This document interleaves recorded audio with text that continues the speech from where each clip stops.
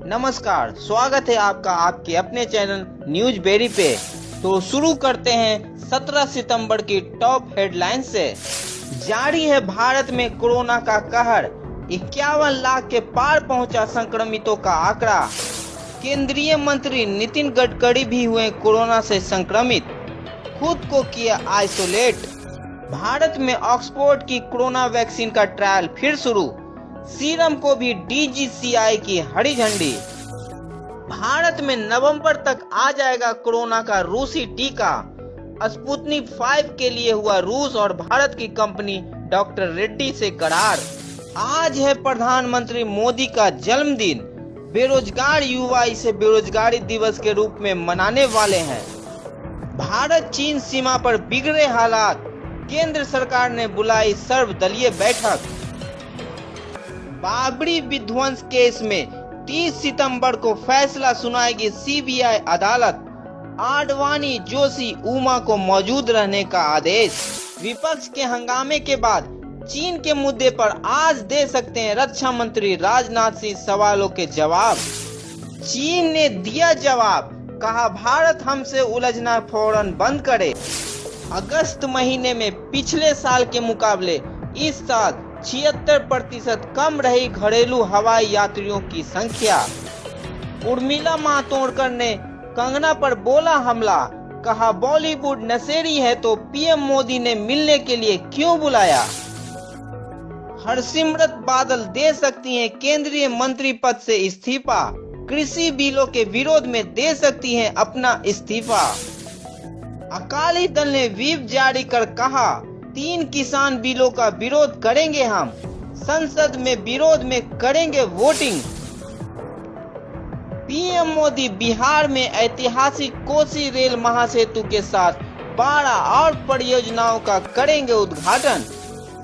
LJP प्रमुख चिराग पासवान बोले JDU से 1 सीट अधिक पर चुनाव लड़े BJP। दिल्ली दंगे मामले में पुलिस ने दाखिल की चार्जशीट, 15 लोग अभियुक्त, 17,500 से भी अधिक पेजों की है चार्जशीट। देश भर में आज धूमधाम से मनाया जाएगा विश्वकर्मा पूजा। अन्ना आंदोलन को था BJP RSS का समर्थन, प्रशांत भूषण का दावा। 9वीं से 12वीं कक्षा के लिए वैकल्पिक एकेडमिक कैलेंडर शिक्षा मंत्री ने किया जारी। 8 सप्ताह के लिए जारी किया गया है कैलेंडर, ट्विटर पर दी जानकारी। राजस्थान के चंबल नदी में पलटी नाव, 2 दर्जन से अधिक लोगों के डूबने की आशंका। 862 करोड़ में बनेगा भारत का नया संसद भवन। 7 कंपनियों को पछाड़कर टाटा ने जीता ठेका। कैरी मिनाटी नहीं जाने वाले हैं बिग बॉस के अगले सीजन में।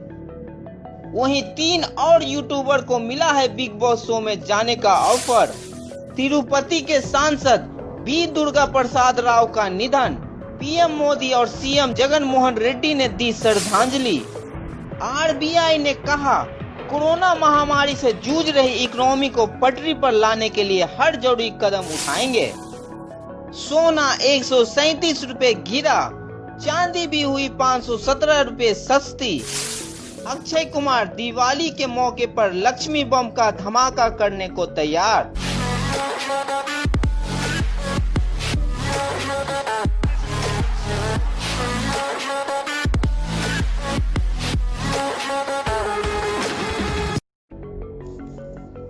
ये थी आज की टॉप हेडलाइंस।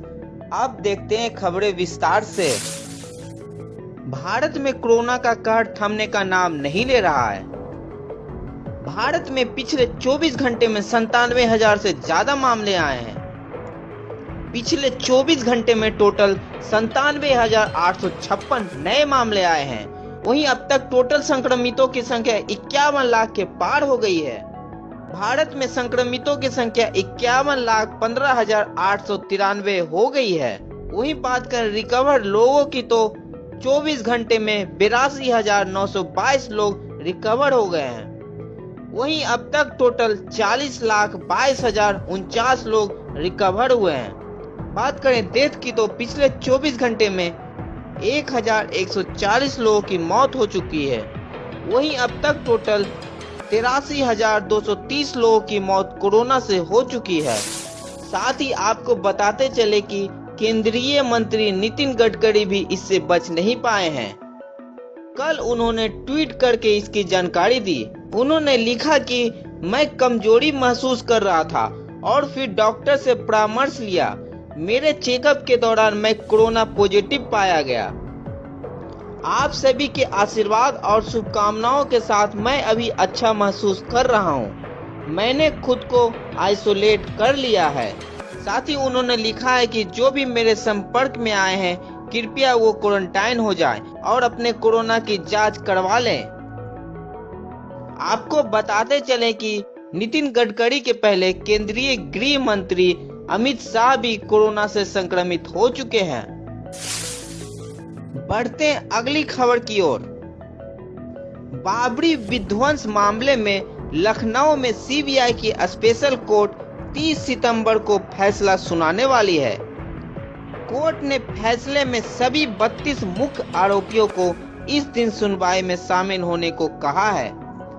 इसमें बीजेपी के नेता लाल कृष्ण आडवाणी, उमा भारती, मुरली मनोहर जोशी और कल्याण सिंह भी शामिल हैं। इस केस में स्पेशल सीबीआई जज एस.के. यादव फैसला सुनाने वाले हैं। बताते चले कि बाबरी मस्जिद को कार सेवकों ने दिसंबर 1992 में ढहाया था। उनका दावा था कि अयोध्या में यह मस्जिद भगवान राम के ऐतिहासिक राम मंदिर के स्थान पर बनाई गई थी। बाबरी विध्वंस मामले में अदालत का फैसला 28 साल के बाद आ रहा है। बढ़ते हैं अगली खबर की ओर। भारत चीन के बीच चल रहे गतिरोध के बीच रक्षा मंत्री राजनाथ सिंह के द्वारा दिए गए संसद में बयान के बाद संसद में गतिरोध थमने का नाम नहीं ले रहा है। कांग्रेस का कहना है कि प्रधानमंत्री मोदी ने देश को गुमराह किया है। साथ ही कांग्रेस का कहना है कि आखिर रक्षा मंत्री के बयान के समय पीएम मोदी क्यों नहीं संसद में मौजूद थे। आज संसद में सब सवालों के जवाब दे सकते हैं। देखना यह होगा कि कांग्रेस इस पे क्या प्रतिक्रिया देती है। सुशांत रिया मामले में ड्रग्स एंगल आने के बाद बॉलीवुड दो धड़ों में बंट गया है। एक धड़ा जहां जया बच्चन के साथ है, वहीं दूसरा धड़ा कंगना रनावत के साथ। जया बच्चन के द्वारा दिए गए संसद में बयान के बाद अब शिवसेना भी उनके समर्थन में आ गई है। बताते चले कि बीजेपी के सांसद रवि किशन ने संसद में इस मामले पर सवाल पूछा था, जिसके जवाब में रवि किशन को जया बच्चन ने कहा था कि आप जिस थाली में खा रहे हैं उसी में छेद कर रहे हैं। सांसद हेमा मालिनी भी जया बच्चन के समर्थन में उतरी है। वहीं उर्मिला भी जया बच्चन के समर्थन में उतरी है। साथ ही उर्मिला ने कंगना पर हमला बोलते हुए कहा है कि बॉलीवुड में अगर सभी नशेड़ी हैं तो पीएम मोदी ने मिलने के लिए क्यों बुलाया। वहीं जया बच्चन के बयान के बाद अमिताभ बच्चन के घर की सुरक्षा बढ़ा दी गई है। आज प्रधानमंत्री नरेंद्र मोदी का जन्मदिन है और इसी वजह से बेरोजगार युवा इसे बेरोजगारी दिवस के रूप में मनाने वाले हैं। आपको बताते चलें कि इससे पहले 9 सितंबर को बेरोजगार युवाओं ने 9 बजे 9 मिनट तक मोमबत्ती जलाई थी। साथ ही उसके पहले 5 सितंबर को ताली और थाली बजाकर प्रधानमंत्री के नीतियों का विरोध किया था। आपको बताते चले कि बेरोजगार युवाओं की मांग है कि जो भी एसएससी, रेलवे या गवर्नमेंट की जॉब है उसे जल्द से जल्द भरा जाए और साथ ही वो रेलवे के निजीकरण का भी विरोध कर रहे हैं। साथ ही आपको बताते चलें कि मोदी द्वारा पिछली बार की गई मन की बात को भी युवाओं ने उनके वीडियो को डिसलाइक करके अपना विरोध दिखाया था। वहीं बेरोजगार युवाओं ने ट्विटर पे भी ट्रेंड चलाकर इसका विरोध किया था। अब देखना दिलचस्प होगा कि इस पे मोदी सरकार क्या कार्रवाई करती है। बढ़ते हैं अगली खबर की ओर। कलर्स टीवी के रियलिटी शो बिग बॉस में कैरी मिनाटी के जाने की खबर आई थी, लेकिन इसे कैरी मिनाटी ने अफवाह बताया। उन्होंने कहा कि मैं बिग बॉस में नहीं जा रहा हूं। आपको बताते चले कि इसे लेकर ट्विटर पर ट्रेंड चलने लगा था। इसीलिए कैरी मिनाटी ने इसका जवाब दिया है। इसके साथ आपको बताते चलें कि 3 और यूट्यूबर के बिग बॉस में जाने की बात हो रही है। अब देखना दिलचस्प होगा कि आखिर कौन कौन यूट्यूबर बिग बॉस के शो में जाता है।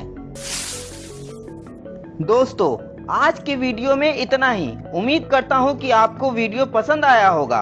पसंद आया है तो वीडियो को लाइक और साथ ही चैनल को सब्सक्राइब करना बिल्कुल भी ना भूलें। तो कल फिर मिलता हूँ मैं आपसे ताजा तरीन खबरों के साथ। तब तक के लिए दीजिए अपने दोस्त को इजाजत। नमस्कार।